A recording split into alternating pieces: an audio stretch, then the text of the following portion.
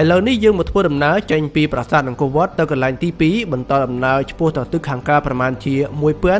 1464ម៉ាយលនោះយើងនឹងមកដល់កន្លែងដ៏អាតកំបាំងមួយរបស់ប្រទេសជប៉ុនដែលតំបន់នេះគេហៅថា Yunagoni ដែលបានលាក់ខ្លួននៅក្រោមសមុទ្រទីកន្លែងដ៏អាតកំបាំងនិងចម្លែកមួយនេះត្រូវបានរកឃើញនៅលោក Kihachiro Aratake ក្នុងឆ្នាំ1986កន្លែងមួយនេះមើលទៅដូចជាទីក្រុងដែលត្រូវបានលិចចូលក្នុងសមុទ្រអញ្ចឹងបងប្អូនក៏លេចមកមើលជ្រុងថ្មនិងមុំតាមថ្មនេះទៅមើលចំពោះបងប្អូនវិញគិតថាជាសំណល់នៃអរិយធម៌ណាមួយដែលបានលិចចូលកប់ក្នុងទឹកឬក៏ជាថ្មដែលបានកើតឡើងពីបាតុភូតធម្មជាតិតាមវិវត្តនៃផែនដីគួរបញ្ជាក់ផងដែរថាសំណល់នៃថ្មនៅក្នុងទឹកទាំងអស់នេះនៅតែជាប្រធានបទនៃការពិភាក្សាគ្នារហូតទល់នឹងសប្តាហ៍នេះថាវាក៏កើតឡើងដោយសារតែអរិយធម៌ដ៏ចំណាស់ណាមួយឬក៏គ្រាន់តែជាការកកើតឡើងដោយសារធម្មជាតិអ្នកស្រាវជ្រាវទាំងអស់នោះមានទ្រឹស្ដីបកស្រាយរៀងៗខ្លួនទៅតាមលទ្ធផលនៃការស្រាវជ្រាវរបស់ពួកគេ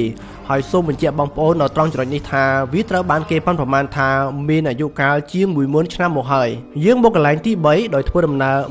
1483ម៉ាយពីប្រាសាទអង្គរវត្តមកភាគអាគ្នេយ៍ឈៀងខាងត្បូងចុះចាក់តាមទីក្រុងព្រៃនគរនោះយើងមកដល់កោះ Sulawesi ដែលស្ថិតនៅក្នុងប្រទេសឥណ្ឌូនេស៊ីហើយនេះគឺជារូបសំណាក Bada Wale ហើយនៅពេលខ្លះគេហៅថា Napu Wale ដែលគេស្គាល់ថាជារូបសំណាកដ៏អាតកំបាំងនៅលើកោះមួយនេះរូបសំណាកនេះមានភិនភាគស្តៀងទៅនឹងមនុស្សបន្តិចក៏ដូចជាស្តៀងទៅនឹងមនុស្សភពក្រៅខ្លះដែររូបសំណាកដ៏អាតកំបាំងមួយនេះគេមិនដឹងថាវាត្រូវបានកសាងឡើងចាប់តាំងពីពេលណាឲ្យប្រកាសទេតែគេបានប៉ាន់ប្រមាណថានៅចន្លោះឆ្នាំ3000ទៅ1300ឆ្នាំមុនគ្រិស្តសករាជមកម្លេះមកទល់នៅពេលនេះគឺគ្មាននរណាម្នាក់អាចកំណត់បានឡើយថារូបសំណាកមួយនេះត្រូវបានកសាងតំណាងឲ្យអ្វីឲ្យប្រកាសហើយហេតុអ្វីបានជាបុព្វបុរសចំនួននោះកសាងវាឡើងមកតើរូបនេះមានន័យយ៉ាងណាតើវាតំណាងឲ្យជំនឿណាមួយឬក៏រូបសំណាកនេះជាប្រលឹងដូនតាអរិយអតិទេពណាមួយក៏យើងមិនដឹងដែរតែយ៉ាងណាក៏ដោយវានៅតែជារឿងអាត់កំបាំងហើយក៏គ្មានការបកស្រាយណាដែលអាចយកជាផ្លូវការច្បាស់លាស់នោះទេចុះពីភាគអាគ្នេយ៍មកទិសខាងត្បូងដែលមានចម្ងាយប្រមាណជា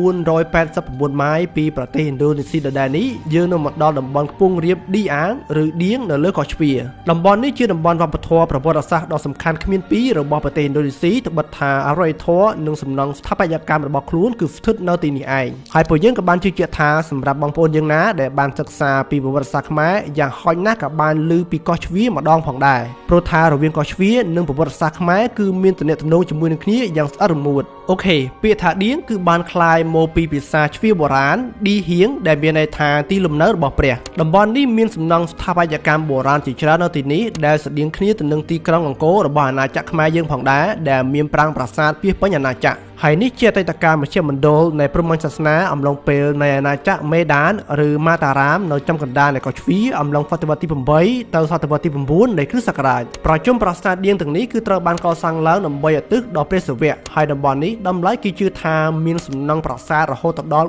400ឯណោះក៏ប៉ុន្តែអ្វីដែលនៅសេសសល់គឺមានតិចតួចណាស់ដែលនៅបន្តវេទមានរហូតដល់សប្តាហ៍នេះ